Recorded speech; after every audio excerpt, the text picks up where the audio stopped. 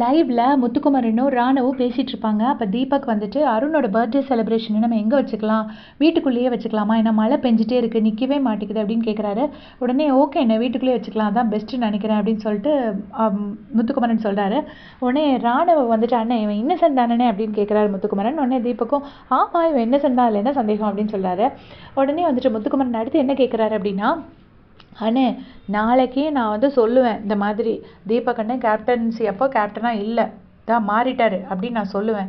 உங்களுக்கு ஓகே தானே, ஓகே தானேலாம் நான் சொல்லிடுவேண்ணே அப்படின்னு சொல்கிறாரு. உடனே தீபக்கும் ஓகே நீ என்ன வேணா சொல்லுடா அப்படின்னு சொல்கிறாரு.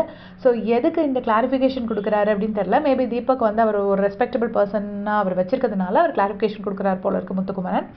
அதுக்கு அடுத்து சொல்கிறாரு ராணவ் கிட்ட, டே என்ன இருந்தாலும் உங்ககிட்ட ஒரு இன்னசென்ஸ் இருக்குடா, இப்போ தீபக் அண்ணா எவ்வளோதான் அன்பை வாரி தெரிச்சாலும் அவர் ஒரு ஷார்ட் டெம்பர்டு பர்சன் தான் அப்படின்னு தீபக் அண்ணா முன்னாடி வச்சுட்டே சொல்கிறாரு.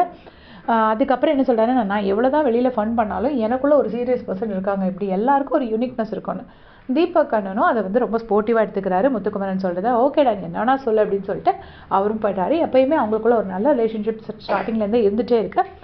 ஸோ அதை தான் 2 பேரும் மெயின்டைன் பண்ணிட்டு வராங்க. இதே மாதிரி அன்சன் அப்டேட் செஞ்சுக்கிறதுக்கு சேனல் சப்ஸ்கிரைப் பண்ணிக்கோங்க. Thanks for